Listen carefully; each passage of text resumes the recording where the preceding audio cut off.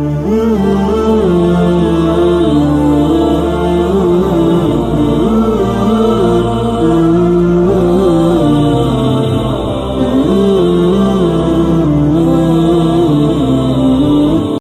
mana berkat rahmat dan hidayahnya kita semua masih diberikan nikmat Islam, nikmat iman, serta nikmat kesehatan, sehingga pada pagi hari ini kita dapat melaksanakan sholat subuh secara berjamaah, dan insyaallah dilanjutkan dengan taklim kita, yaitu kajian kitab Riyadhus Shalihin yang insyaallah akan dibawakan oleh guru kita Al-Mukarram Ustadz Suhadi Husni LCMA.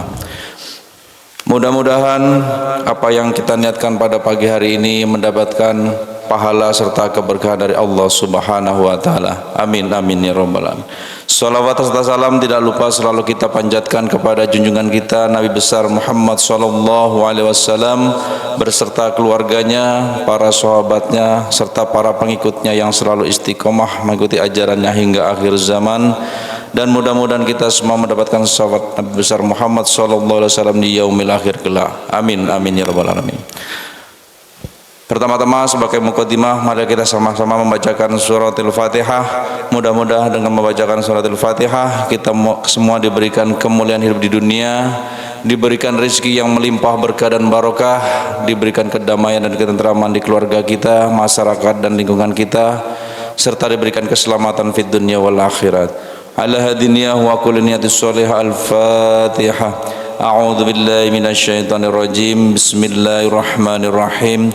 Alhamdulillahirabbil alamin arrahmanir rahim maliki yaumiddin. Iyyaka na'budu wa iyyaka nasta'in. Ihdinas siratal mustaqim. Siratal ladzina an'amta 'alaihim ghairil maghdubi 'alaihim waladdallin. Amin. Kepada guru kita waktu dan tempat kami persilahkan. Bismillahirrahmanirrahim. Terima kasih waktunya. Assalamualaikum warahmatullahi wabarakatuh. Inna asdaqal hadits kitabullah wa khairal hadi hadi Nabi Muhammadin sallallahu alaihi wasallam. Alhamdulillahilladzi waffaqana bi ni'matil iman wal islam. Wassalatu wassalamu ala man uhiya ilaihi al-Quran Muhammad ibn Abdullah alaihi salatu wassalam wa ala alihi wa sahbihi ala ma marriz zaman. Kaum muslimin rahimakumullah, demikian juga Pak Ketua DKM, Pak Moderator, Pak Ustaz Akmal, para asatid yang lain, demikian juga para sepuh Pak RT, demikian juga sahabat dalam dakwah semuanya. Alhamdulillah pada pagi hari ini Allah masih pertemukan kita dengan subuhnya. Maka itu adalah di antara nikmat-nikmat Allah yang perlu kita syukuri. Kita alhamdulillah termasuk orang yang diberikan kesempatan oleh Allah Subhanahu wa taala untuk senantiasa bersyukur dengan semakin dekat kepada Allah Subhanahu wa taala, yaitu bangun, salat tahajud, setelah itu istighfar, salat subuh, habis itu zikir yang dilaksanakan Rasulullah, habis itu kita ta'lim. Maka jangan lupa awali dengan niat i'tikaf sampai syuruk, demikian juga lanjutkan zikir kita, ta'lim kita, demikian juga silaturahim kita. Maka seperti biasa kita sempurnakan majlis kita dengan tabarrukan bi kitabillah, mentilawahkan surat-surat pendek dari Al-Quran Al-Karim supaya kita dapat berkah dan rahmat. Demikian juga kita semakin diberikan kemudahan untuk baca Quran, juga menghafalnya dan memahaminya. Hari ini kita murajaah surat Al-Fajr yang biasa kita banyak waktu subuh, karena juga Al-Fajr kita baca surat Al-Fajr sambil dihafalkan sedikit-sedikit di murajaah, biasanya hafal dengan sendirinya. Mari kita bareng bersama. 1, 2, 3. A'udzu billahi minasy syaithanir rajim. Bismillahirrahmanirrahim. Wal fajr wa layalin 'ashr.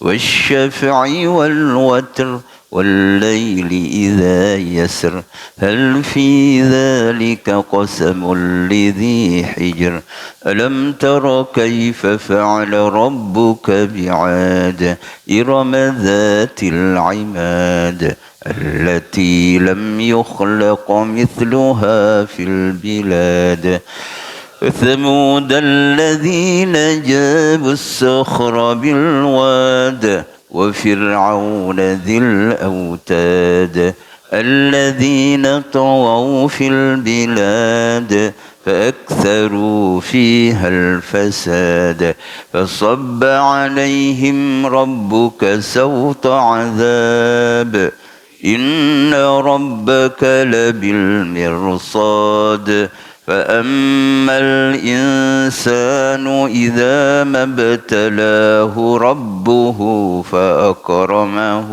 ونعمه فيقول ربي أكرمن وأما إذا ما ابتلاه فقدر عليه رزقه فيقول ربي أهانن كلا بل لا تكرمون اليتيم ولا تحاضون على طعام المسكين وتأكلون التراث أكلا لما وتحبون المال حبا جما كلا إذا دكت الأرض دكا دكا وجاء ربك والملك صفا صفا وجيء يومئذ بجهنم يومئذ يتذكر وأنى له الذكرى يقول يا ليتني قدمت لحياتي فيومئذ لا يعذب عذابه أحد ولا يوثق وثاقه أحد يا أيتها النفس المطمئنة ارجعي إلى ربك راضية مرضية فادخلي في عبادي وادخلي جنتي صدق الله العظيم وصدق رسوله النبي الحبيب الكريم ونحن على ذلك من الشاهدين والشاكرين والحمد لله رب العالمين. Alhamdulillahirabbil alamin. Sebagaimana kita sebelumnya, pertemuan sebelumnya kita diajari Rasulullah sallallahu alaihi wasallam untuk memperkuat ketakwaan kita, sandaran vertikal kita dalam berbuat baik, beramal soleh adalah mohon perlindungan dan pertolongan dari Allah Subhanahu wa taala. Sudah dihafal sebagian. Allahumma ati nufusana taqwaha wa zakkiha anta khairu man zakkaha anta waliyuha wa maulaha. Allahumma inna nas'aluka al-huda wat-tuqa wal-'ifafa wal-ghina. Itu yang sudah dihafal ya, hadisnya sahih semua. Dan kebutuhan kita untuk bersandar kepada Allah dan memohon pertolongan kepadanya. Dari upaya kita untuk berjalan istiqamah dalam takwa. Karena istiqamah itu tidak mudah. Pertama memang harus dipaksa. Harus dipaksa. Untuk beramal soleh, untuk kita semakin dekat kepada Allah, itu harus dipaksa. Tidak mungkin langsung ada orang langsung ibadah, langsung tiba-tiba langsung takwa, istiqamah dalam takwa. Jadi prosesnya minimal ada 4, meningkat menjadi 5. Pertama harus dipaksa. Paksa. Pasti pertama harus masih malas, masih gak mau, itu harus dipaksa. Namanya al-juhdu, perjuangan untuk mengalahkan nafsu. Nafsu kita harus diajak, ditahan supaya kita bisa takwa, istiqomah. Pertama harus dipaksa. Paksa artinya kita berusaha untuk mengalahkan nafsu kita supaya tidak melanggar hal-hal yang dilarang oleh Allah atau tidak tunduk kepada perintah Allah. Katanya itu harus paksa. Untuk paksa aja itu tidak cukup sebulan 2 bulan, setahun 2 tahun. Itu masih kadang capek, masih kadang malas, pasti seperti itu. Habis itu kalau sudah dipaksa terbiasa, mulai ala biasa karena biasa, ala terpaksa, jadi terpaksa menjadi biasa, ala bisa karena biasa, baru bisa mulai istiqomah sedikit, mulai konsisten. Kalau ada panggilan Allahu Akbar, itu langsung ke masjid, langsung di mana masjid terdekat.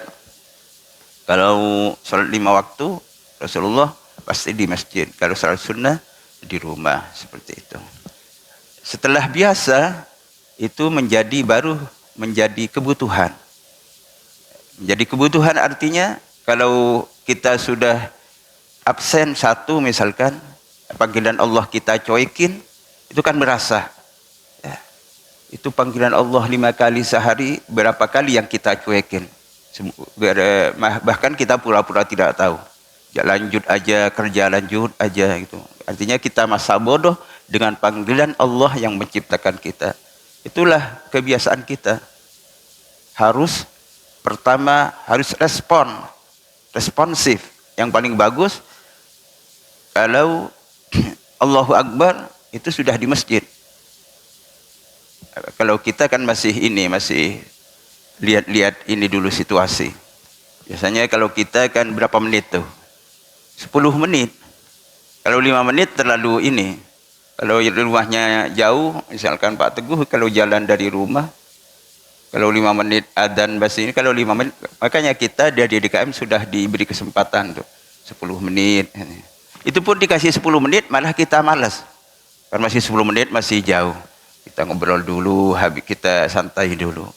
Baru setelah qomat baru lari ke masjid. Itu baru wudhu. Bukan ini lagi. Jadinya makmum masbuk.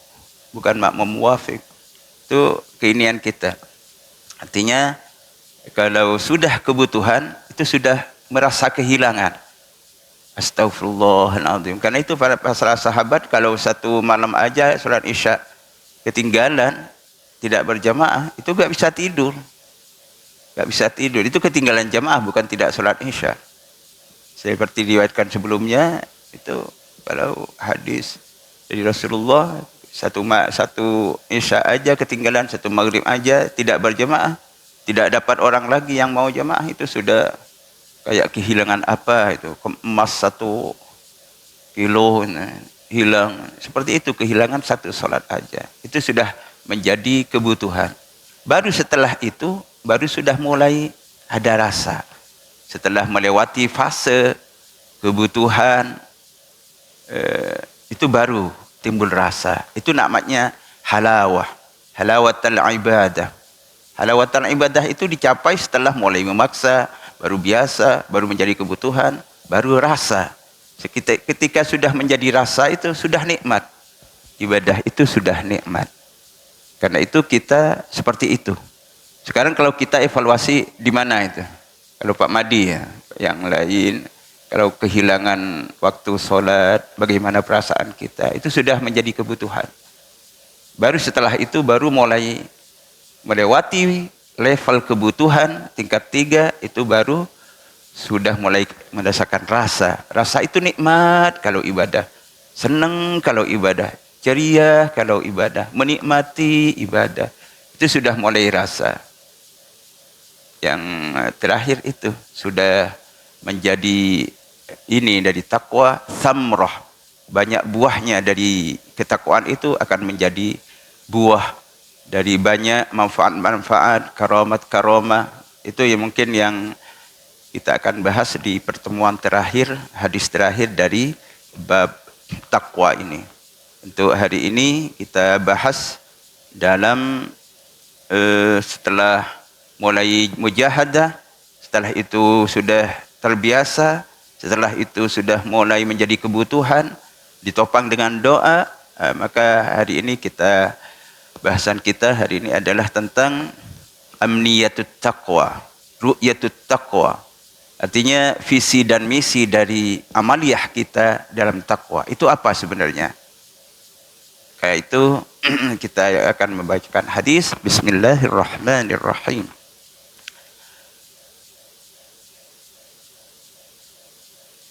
Al-hadis ar-rabi' min syarhi babit taqwa, al-khamis min babi taqwa, yaitu an Jabir ibni Abdullah. Hadis ini diriwayatkan dari sahabat Jabir ibni Abdullah. Jabir ibni Abdullah merupakan min Bani Salami Al-Khazraji Al-Ansari. Beliau terlahir di Madinah. Lahirnya Rasulullah sebelum tahun ke-16 sebelum hijrah. Berarti Rasulullah belum diangkat Nabi. Sudah diangkat Nabi ya, 40 tahun kan sudah diangkat Nabi. Baru 4 tahun Rasulullah berdakwah di Mekah. Jabir ibni Abdullah itu lahir 16 sebelum hijrahnya Rasulullah. Di Mekah kan Rasulullah 10 tahun, di 13 tahun, di Madinah 10 tahun, 23 tahun. Itu berdakwahnya Rasulullah sallallahu alaihi wasallam. Diangkat Nabi 40 tahun. Jabir Nabi diangkat Nabi umur 4 tahun, Jabir lahir. Jabir ibni Abdullah. Ayahnya adalah Abdullah. Jabir ibni Abdullah termasuk orang yang Bai'atul Aqabah ya. Sebelum prosesi hijrahnya Rasulullah, itu masih beberapa kali Rasulullah ada bai'at dengan ahli Madinah hingga akhirnya Rasulullah hijrah ke Madinah. Jabir sudah sudah umur berapa tahun? Karena 16 tahun sebelum hijrah Rasulullah lahir Jabir ibn Abdullah. Ibn Abdullah itu baru berumur 14 tahun. Beliau sudah perang Uhud. Perang Uhud yang sudah disampaikan sebelumnya bahwa ayahnya Abdullah itu berperang dan Jabir umur 14 tahun, masih usia SMP, itu udah mau jihad. Rebutan dengan ayahannya, ayah aja yang di rumah. Saya kan masih muda. Ayah aja yang tidak berjihad. Jangan, kamu ini aja, kamu di rumah aja, kata ayahnya. Jabir bin Abdullah. Abdullah ingin berperang. Dia di perang Badar tidak diizini oleh Rasulullah sallallahu alaihi wasallam. Waktu perang Uhud juga tidak dikasih izin oleh Rasulullah sallallahu alaihi wasallam. Yang berperang adalah Abdullah ayahnya. Baru setelah perang Uhud itu pun kejadian yang luar biasa. Tiba-tiba si Abdullah ayahnya itu punya firasat bahwa dia akan gugur di perang Uhud. Karena itu setelah perang Uhud, malamnya perang Uhud, besoknya perang Uhud, itu dipanggil Jabir bin Abdullah. Ya bunayya, wahai putraku, saya ada firasat, kayaknya awwaluma yuqatalu ghadan ana, yang akan mati besok, yang akan menjadi terbunuh besok, pertama yang akan menjadi syahid di perang Uhud, saya, kata ayahnya. Itu malamnya sudah ada firasat. Karena itu saya banyak hutang, diwariskan hutang banyak sekali ayahnya. Saya akhwatuka juga saya titipkan saudarimu. Karena Jabir itu adalah sendirian yang laki-laki. Kakak adiknya cewek semua, akhwat. Kalau dalam budaya seperti dahulu di masa Rasulullah itu kan yang laki-laki yang menjadi ayahnya. Demikian juga dalam syariat Islam adalah yang menjadi wakil dari ayahnya ketika tidak ada adalah anak laki-lakinya yang akan menjadi wali untuk menikahkan itu si anaknya. Karena itu dipesan, wahai putraku, kamu jangan berperang, jaga adik-adikmu, dan saya punya hutang. Benar, besoknya berangkat Abdullah berperang. Benar, dia yang pertama syahid pertama. Syahid pertama adalah Abdullah di perang Uhud. Jadi pahlawan Uhud pertama yang meninggal adalah ayahnya Jabir ibni Abdullah yang berupa Abdullah.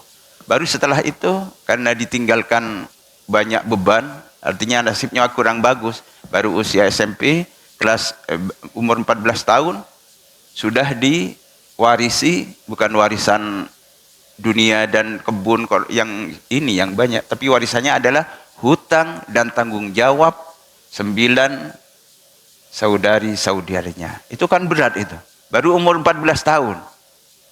Masih usia SMP, mungkin kelas 3 atau kelas 2 ya.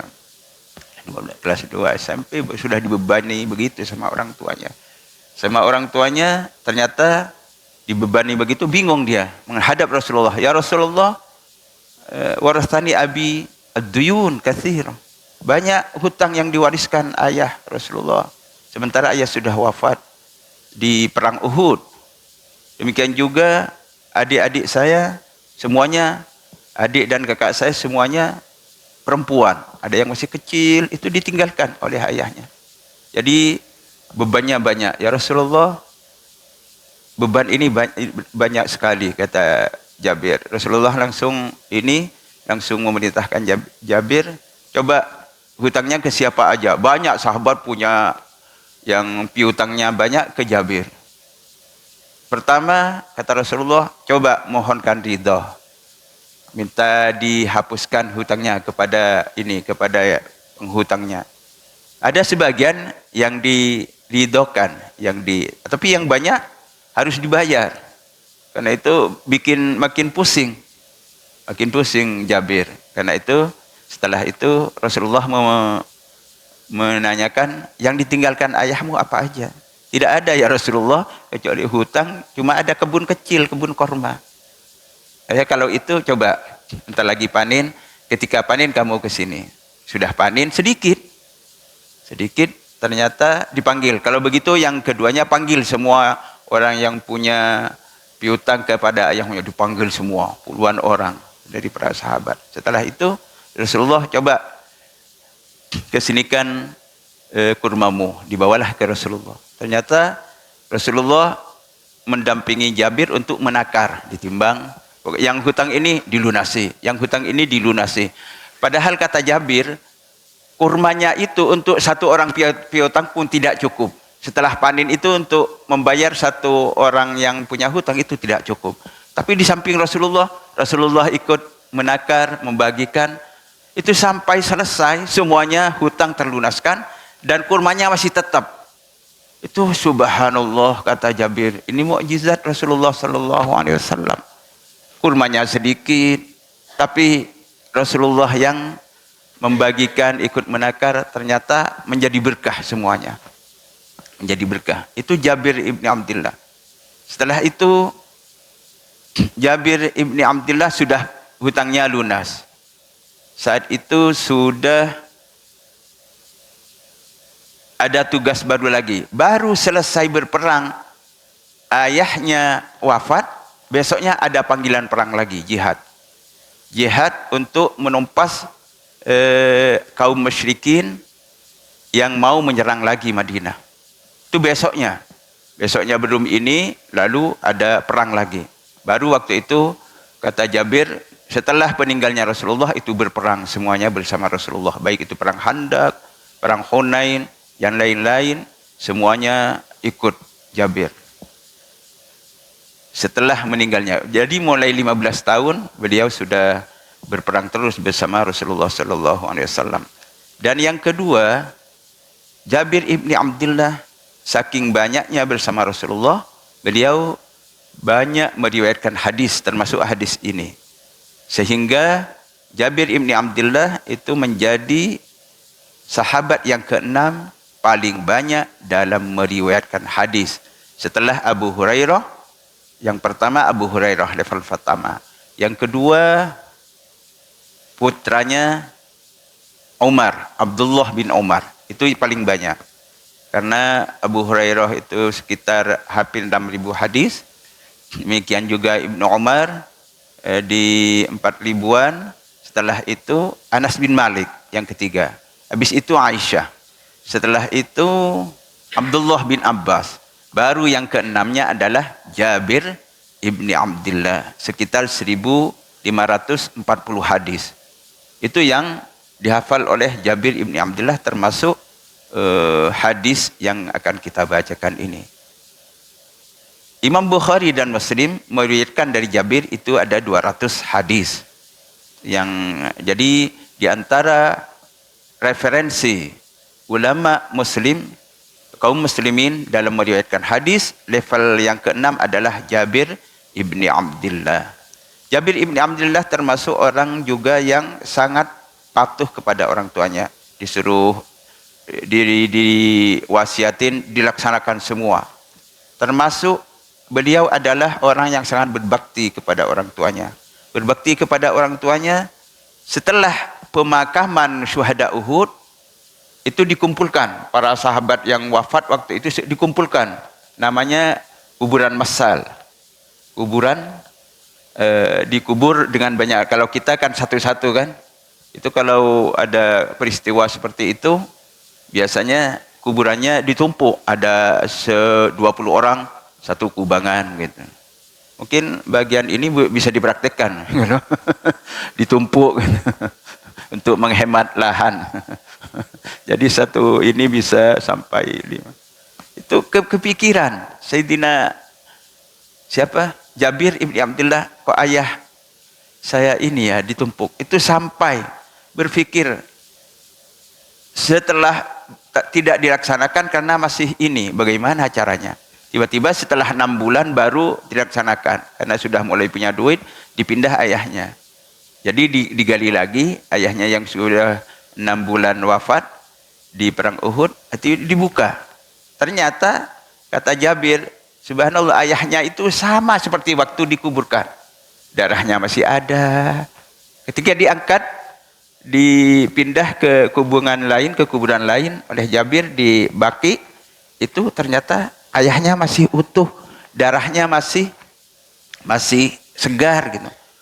Kulit-kulitnya semua, jasadnya masih utuh. Itu di antara mukjizat karomah dari ayahnya Jabir bin Abdillah. Itu disaksikan oleh Jabir setelah 6 bulan wafat di perang Uhud, masih segar.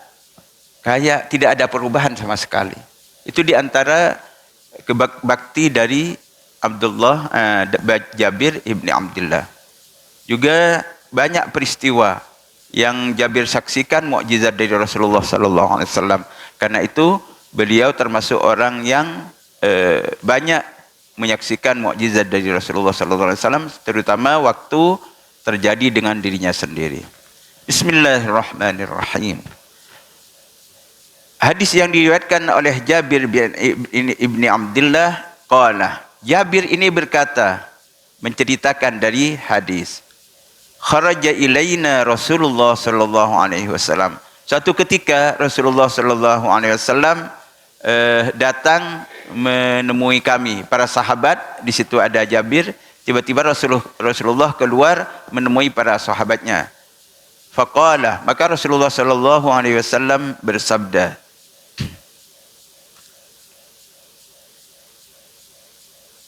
peristiwa ini diriwayatkan Jabir waktu bersama para sahabat lainnya, lagi berkumpul biasanya di serambi masjid. Kharaja ilaina Rasulullah sallallahu alaihi wasallam faqala, Rasulullah sallallahu alaihi wasallam mendatangi sahabat lalu bersabda, kharaja min indi khalili anifan, kata sabda Rasulullah sallallahu alaihi wasallam, barusan dari sampingku baru pergi sahabatku Jibril alaihi salatu wassalam. Sabda Rasulullah, barusan Jibril datang kepadaku. Faqala, maka Jibril berkata, ya Muhammad, wahai Nabi Muhammad, walladzi ba'athani bil haqq demi zat Allah yang mengutusku dengan kebenaran.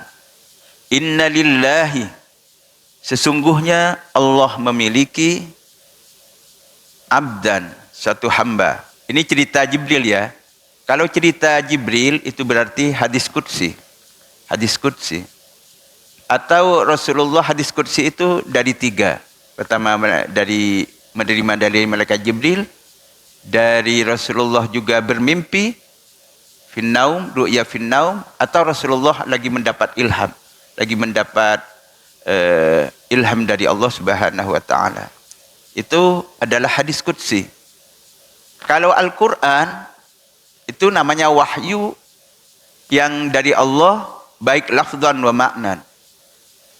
Teks dan kandungan isinya semuanya dari Allah, dan diriwayatkan secara mutawatir, itu adalah Al-Quran Al-Karim. Ada di bawahnya adalah hadis qudsi. Hadis qudsi itu adalah yang maknanya dari Allah. Jadi materi utamanya dari Allah, wahyu, tapi pengucapannya, teksnya dari Rasulullah SAW. Seperti ini. Ini adalah namanya hadis qudsi. Qala Rabbi, qala li Rabbi. Begitu biasanya teks dari hadis qudsi. Allah berfirman kepadaku. Atau ja'ani Jibril. Seperti ini. Ini ada namanya hadis qudsi. Dari Allah langsung, cuma yang menyampaikan secara kalimatnya Rasulullah Shallallahu Alaihi Wasallam. Yang ketiganya hadis nabawi. Hadis nabawi itu adalah hadis yang biasa. Rasulullah yang bersabda, demikian juga ijtihadnya Rasulullah. Itu hadis-hadis nabawi. Hadis nabawi artinya bukan yang hadis qudsi. Artinya yang datang dari Rasulullah itu tiga. Pertama, Al-Quran Al-Karim sudah jelas, itu adalah mukjizat, benar-benar firman Allah. Yang kedua, hadis qudsi yang materi kandungannya dari Allah, tapi yang mengucapkan itu Rasulullah. Ketiga adalah hadis nabawi, baik lafzan wa maknan, itu dari Rasulullah Shallallahu Alaihi Wasallam. Yang kita bahas hari ini adalah hadis qudsi. Walladzi ba'atsani bil haqqi, demi zat Allah Subhanahu wa taala yang mengutusku dengan kebenaran. Innalillahi la'abdan. Ini kaitan dengan pembahasan visi-visi dalam ketakwaan kita. Amaliyah takwa kita itu punya visi ke depan. Misinya itu ya amal soleh yang setiap waktu ada. Setiap menit ada kita kerjakan, itu adalah misi. Tapi visinya ke depan, tujuannya, ru'yah, impian, harapannya dari takwa kita, inilah hadisnya. Innalillahi la'abdan, ada Allah Subhanahu wa taala memiliki seorang hamba. Min ibadihi, di antara hamba Allah yang diciptakan, hamba-hamba yang banyak, Allah punya satu hamba yang sangat unik. Abadallahu humsumi'ati sanah. Dia sudah yang beribadah kepada Allah Subhanahu wa taala dalam hidupnya humsumi'ah sanah. Berapa? 500 tahun. Ini bukan umat Nabi Muhammad ya. Karena rata-rata yang umur panjang itu mulai Nabi Nuh itu sampai 1000-an tahun. Nabi Adam demikian juga. Nabi Musa itu terus berkurang. Nabi Nuh itu masih ribuan tahun umatnya. Karena Nabi Nuh sendiri masih ada yang mengatakan 950, itu yang berdakwahnya. Jadi kalau umurnya bisa lebih 1000 tahun. Demikian juga Nabi Ibrahim, Nabi Musa itu 500-an. Jadi kemungkinan besarnya itu diantaranya adalah dari umat Nabi Musa, dari Bani Israel. Innalillahi la'amdan min ibadihi abadallahu khamsami'ati sanah. Beribadah kepada Allah di selama 500 tahun ala ra'sil jabal, di atas bukit. Jadi dia termasuk orang yang uzlah, orang sufi yang benar-benar sufi. Dia bukan hanya meninggalkan dunia ini, tapi kehidupan. Tidak ada hubungan dengan orang lain, supaya tidak banyak dosa. Dia berhijrah. Hijrah ke suatu bukit yang dikelilingi lautan. Arduhu wa tauluhu thalathuna dira'an. Bukit itu sekitar thalathuna dira'an, 30 hasta persegi. Jadi ada bukit di tengah lautan yang lautannya luasnya 4,000 farsah. Ada 4.000 farsah. Satu farsah itu ada yang kalau di Iran 6 kilo. Ada yang mengatakan 8 kilo. Kali 4.000 itu bisa berapa ribu kilo. Jadi luas sekali ya. Luas sekali. Ada kalau di Jakarta apa ya, kayak kalau Pulau Seribu kan enggak terlalu jauh gitu. Artinya di tengah lautan ratusan kilo tidak ada orang sama sekali. Bukitnya sekitar tidak terlalu besar juga, bukan gunung, karena cuma 30 hasta. 30 hasta itu satu hastanya tidak nyampe 1 meter, mungkin sekitar 20 meteran. Jadi agak terlalu luas. Dia ibadah di situ. Wa akhrajallahu lahu ainan adzaban. Dia hari-harinya selama 500 tahun dia ibadah terus. 500 tahun ibadah terus. Tidak ada hubungan suami istri, tidak ada kehidupan. Kan jenuh. Cuma seperti itu. Tapi termasuk di antara keajaibannya itu, dia sabar selama 500 tahun dalam satu model kehidupan, ibadah saja. Artinya dengan satu ibadah saja itu kan sudah level tingkat rasa nikmat yang sangat luar biasa. Itu dinikmati selama berapa? 500 tahun. 500 tahun. Itu di antara keajaiban pertama. Dengan ibadah saja 500 tahun berarti dia sudah bukan level manusia lagi ya. Bukan level manusia lagi, tidak mau berhubungan dengan manusia, tidak ada transaksi lagi. Artinya tidak ada hubungan lagi, benar-benar meninggalkan kehidupan dunia. Ini benar-benar sufi yang sesungguhnya. 500 tahun. 500 tahun. Keajaibannya lagi, Allah beri karamah lagi.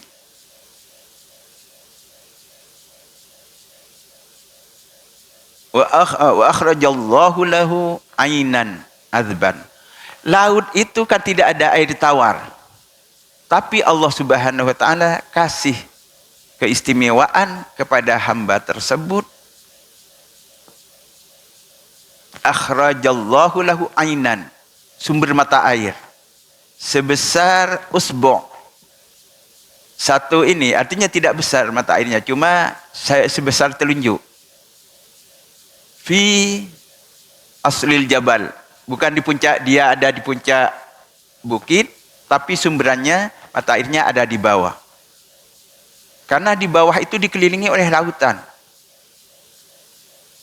Keistimewaannya Allah berikan satu mata air sebesar usbu'.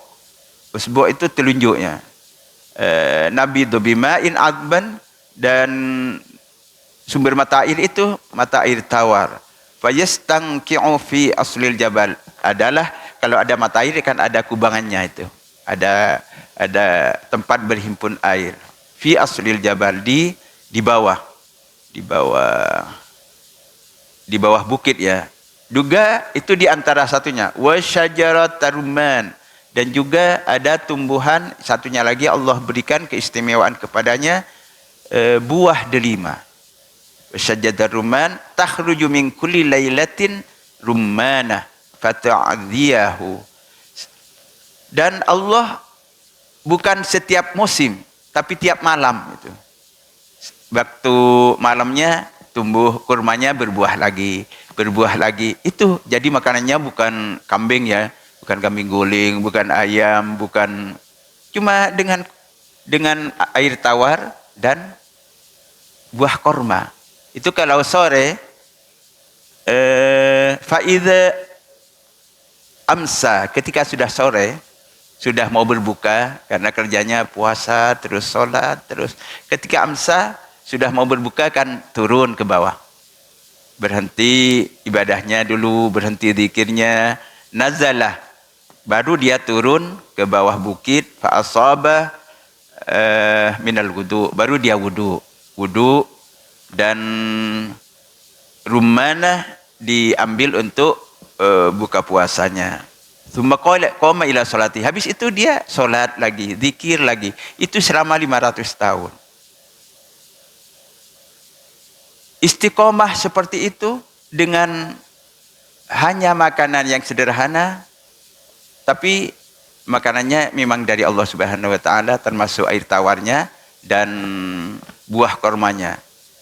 Fatamanna min rabbi. Setelah itu setelah dia geluti alami selama berapa tahun?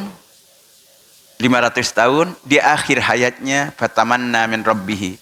Maka ada harapan, ada impian, ada sebuah keinginan darinya min rabbihi, memohon kepada Allah inda wafatil ajal, ketika dia sudah wafat, maka ayyaqbidahu sajidan. Ya Allah, di sujud terakhirnya dia di dunia mohon kepada Allah, ya Allah, saya ingin akhir hidup ini saya sedang sujud. Itu di sujud terakhir beliau. Setelah 500 ibadah, maka dia sujud yang terakhir, ya Allah, cabut nyawaku sedang aku sujud. Itu terakhir, sujud beliau terakhir. Wa alla yaj'ala lil ardi bila syai'in yufsiduhu. Dan mohon ya Allah, dalam sujudku itu saya sudah wafat, dan tolong abadikan jasad saya. Tidak dirusak oleh angin, tidak dirusak oleh waktu, tidak dirusak oleh matahari. Artinya tidak ada yang merusak jasadnya. Itu keinginan terakhir dari ini ya, dari Abdullah tadi, yang ibadah sudah 500 tahun. Hatta yab'athu. Itu sampai hari kiamat, semoga jasadku tetap utuh, tetap dalam posisi sujud, wa huwa sajidun. Fataqabbalah, Allah Subhanahu wa taala kabulkan. Maka si Abdullah tadi sedang sujud, wafat. Setelah itu tidak ada hewan, tidak apapun yang mengganggu. Maka kata Jibril, fa nahnu namurru alaihi idza marra wa idza arajna najiduhu sajidan. Kata malaikat Jibril, setiap saya turun ke bumi melaksanakan tugas dari Allah, demikian juga waktu di langit saya masih melihat orang itu masih sujud. Jadi sampai sekarang pun dia masih sujud. Ratusan tahun. Itu diabadikan oleh Allah Subhanahu wa taala. Itu di antara karomahnya. Allah benar-benar kabulkan sujud, dan sekarang tidak ada yang mengganggu jasadnya. Sampai sekarang pun kata malaikat Jibril, kalau saya lagi naik turun ke bumi, masih utuh. Tapi kan tidak ada yang tahu di mana itu. Kalau ada yang tahu berarti tingkat tinggi. Berarti sampai sekarang pun beliau masih sujud. Kata malaikat Jibril menyaksikan, fa nahnu idza nazalna wa idza arajna, turun naik ke bumi saya masih menyaksikan, kata Jibril. Fa nahnu narahu sajidan. Dan ketika sudah wafat, itu di antara ininya, di antara karomah-karomahnya. Masih lama ya.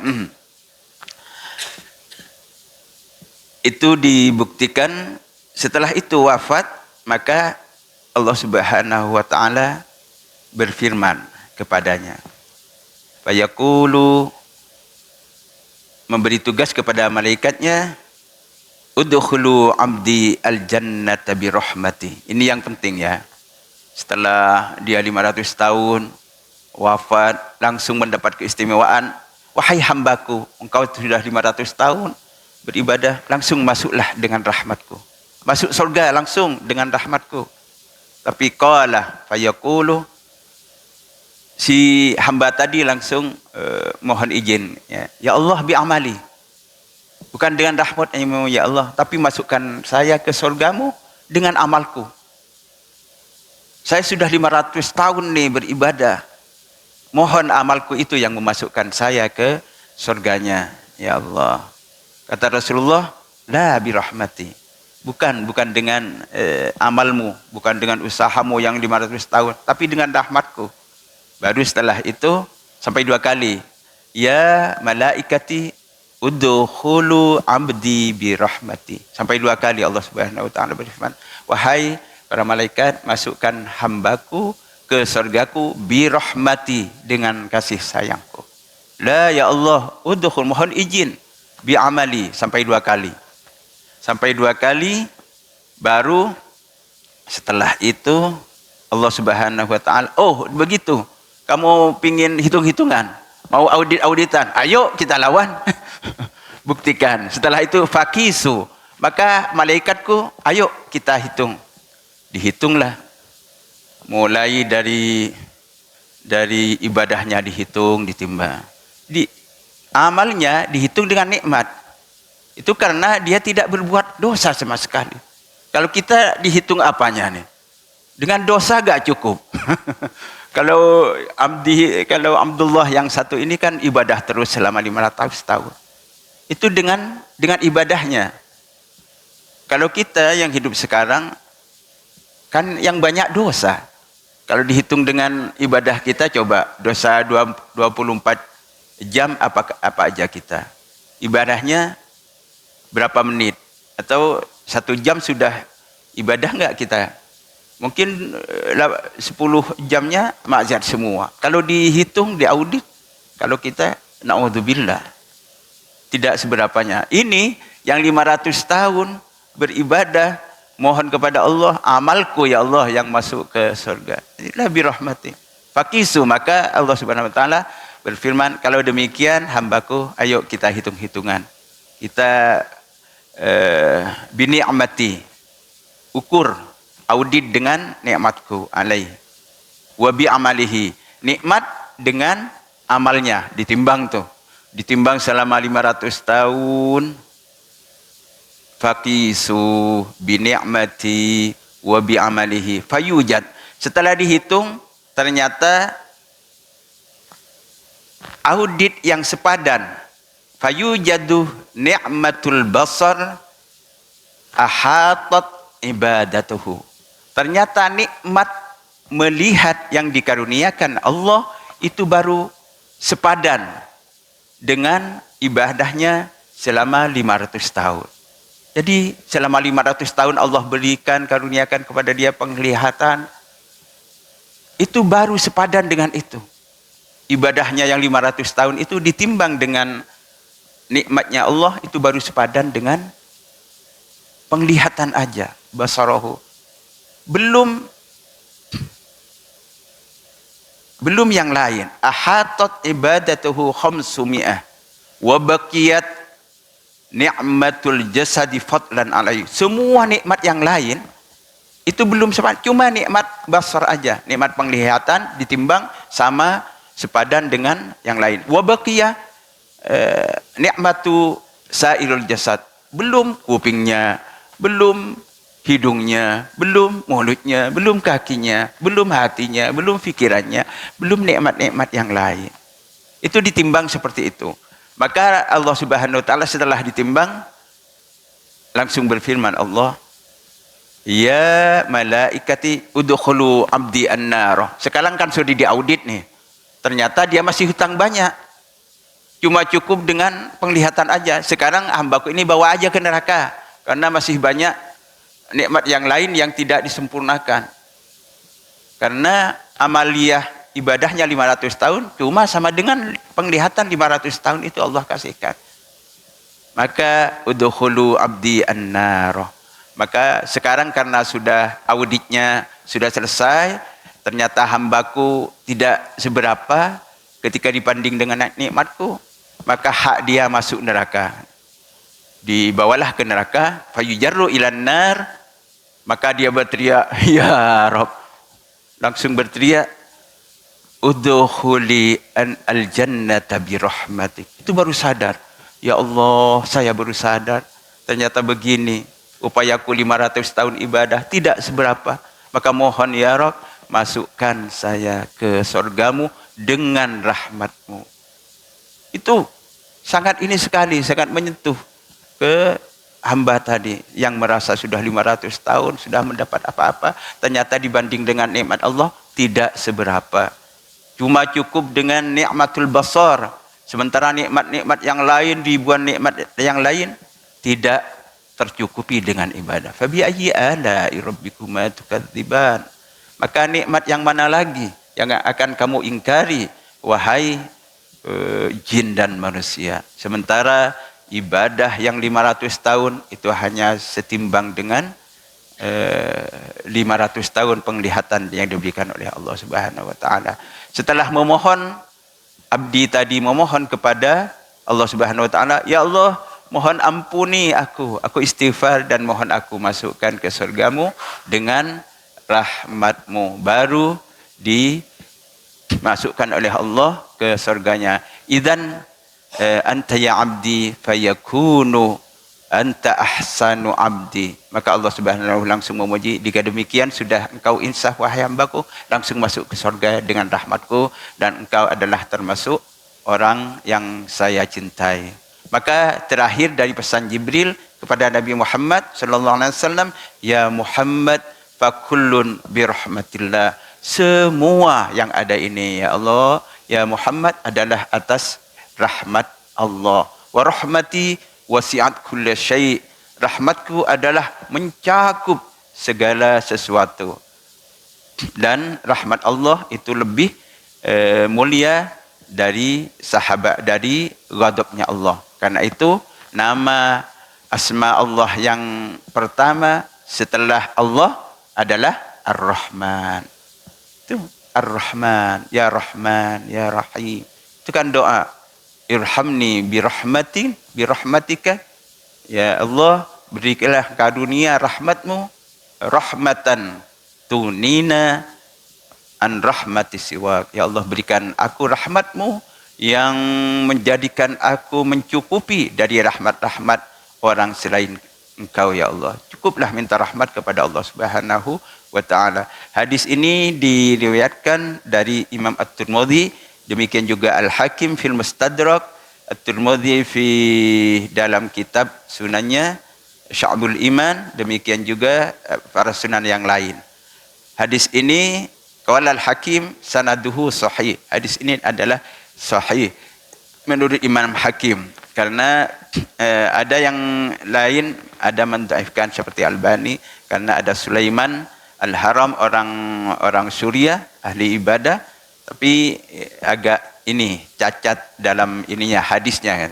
Tapi kalau menurut Imam Hakim adalah hadisun sahih, karena sebagian hadis itu ulama hadis ada yang mengatakan bahwa hadis ini bertentangan dengan ayat Al-Quran katanya. Dalam ayat Al-Quran ada udkhulul jannata allati uristumuha bima kuntum ta'malun. Masuklah ke surga dengan upaya sabarmu di dunia. Udkhulul jannata bima kuntum ta'malun. Itu bertentangan dengan ayat ini katanya. Padahal dalam hadis sahih itu Imam Bukhari meriwayatkan hadis yang sangat sahih dari Rasulullah sallallahu alaihi wasallam, wa la yadkhulu ahadakum bi a'malikum, la yadkhulul jannata bi a'malikum. Kalian tidak akan memasuki surga dengan amal kalian semata, tapi itu adalah rahmat dari Allah. Wala anta ya Rasulullah, termasuk engkau ya Rasulullah, itu termasuk saya. Alhamdulillah, dengan rahmat Allah kita akan memasuki surga dengan rahmat Allah. Karena itu visi dari ketakwaan kita itu bukan hal-hal yang lain. Pertama adalah ibtigha'a mardatillahi wa ridwani. Cukup kita ingin keridhaan dari Allah, ikhlas yang seikhlas-ikhlasnya dan mendapat rahmatnya. Itu visi dari amaliyah ketakwaan kita. Kita istiqomah bukan karena pingin dunia yang sebanyak-banyaknya, bukan pingin kita dipuji orang, bukan hal-hal yang lain populer yang selain-lainnya, pingin supaya urusan dunia kita lancar, pingin, jangan. Itu semua adalah nanti merupakan bonus dari Allah Subhanahu wa taala. Tapi visi utama dari ketakwaan kita adalah ingin menggapai ridha dan rahmatnya Allah Subhanahu wa ta'ala. Seperti dalam riwayat ini, ternyata kita walaupun kita hidup kita misalkan untuk ibadah terus, itu tidak seberapa dengan nikmat Allah. Kalau hitung-hitungan maka tidak ada nilainya diri kita. Karena itu tidak ada nilainya ibadah kita ini. Karena itu kita istiqomah ke masjid. Itu jangan hitung-hitungan. Kalau tabung saya kayaknya sudah banyak ya. Ada berapa juta ini sudah saya beribadah. Kayaknya sudah banyak. Ke masjid terus tiap waktu. Jangan hitung begitu. Ya kalau diterima oleh Allah Subhanahu wa ta'ala, khawatir diterima enggak saya ya ibadah ke masjid, ibadah tiap waktu, ibadah berbuat baik dengan yang lain, diterima enggak ya?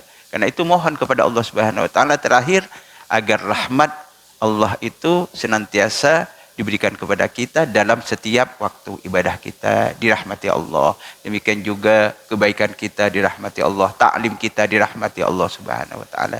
Itu adalah materi kita hari ini kaitan dengan visi dan misi ketakwaan kita. Adalah tujuan utama adalah mardhatillah wa ridwani wa rahmati, dan visi misinya kita terapkan dalam setiap amaliyah amal soleh kita. Mungkin itu yang bisa disampaikan. Pasti banyak kekurangan, kurang lebihnya mohon maaf. Wal afu minkum. Assalamualaikum warahmatullahi wabarakatuh. Mohon ditutup dengan salat syuruk untuk kesempurnaan kita.